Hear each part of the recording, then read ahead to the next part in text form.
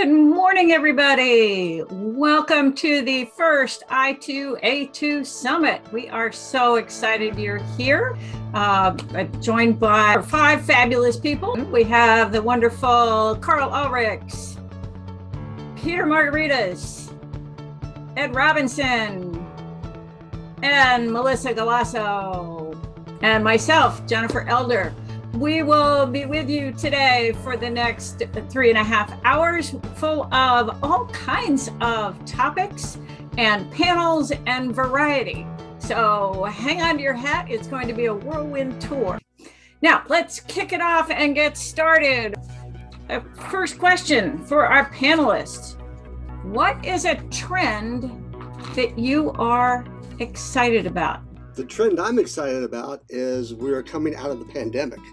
Things are getting to somewhat of a new normal, whatever that new normal is.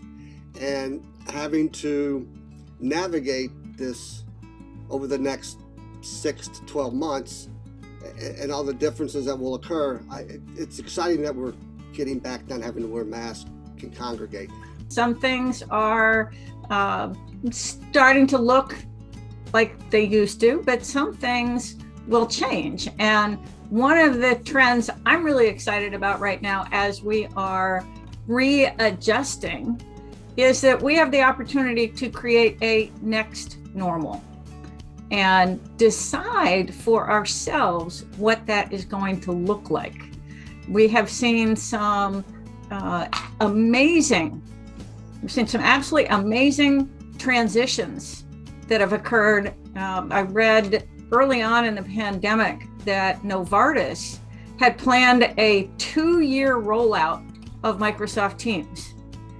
And then the pandemic hit. And instead of 2 years, they had it rolled out and implemented in 2 weeks. So we have discovered that we've got some mad skills here. And we can decide what we're going to embrace, what we're going to capitalize on, and leverage for that future. Sadly, one of the things we have seen is companies starting, they started off with the pandemic going, this work from home is working. And then they said, we can do this. And then in the last month or so, some organizations are saying, no, we want you back in the office. And Carl had shared with me an article that showed that 68% of people are giving serious thought to leaving their organization if they have to go back to the office full time. I am really excited about some of these hybrid options for training. So I have had my opportunity now to do this a few times, given we are back in person. So I have now taught 3 in-person classes in just the month of June. And the hybrid option was flawless yesterday. Like, we had a really great session. I was live. I had about probably a third of the class in person with me and about 2/3 of the class that were going to be virtual. And we were able to do case studies. The people online were able to respond, and we had someone reading out their answers, and they were working in small groups while we were working in small groups. And it really felt seamless. Just, I felt like the engagement level from online learners was the same as if I had been presenting virtually. And that really was good, because I, at first was a little concerned about having more than half of them online, and it was great. So I'm really excited to see what we can do with virtual learning right now. How do we keep the best of before and the best of what we've learned in COVID? Being an improviser, as I am with yes and, it's one is being comfortable with the uncomfortable, but 2, one of my favorite quotes is, I'm improvising the scene that I'm in, not the one I want to be in. So it's being present, stay listening, be focused, and only work on or focus on things you have control over, not the things you do not have control over. Gave us an opportunity to really do an assessment of what we liked, what we didn't like, and where we had opportunity.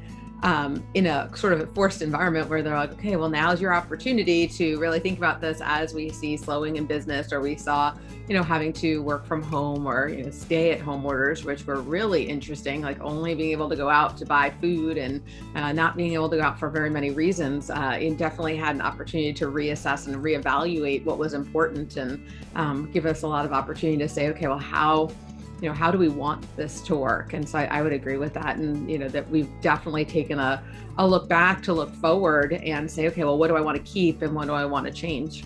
That's a positive we need to bring forward, is to remember to make time to reflect on what you're doing and where you're going. Or as my dad used to say, don't spend so much time looking at the door that just closed behind you that you miss the ones that are opening in front of you. So I think we have the opportunity now to look forward again and say, what's next?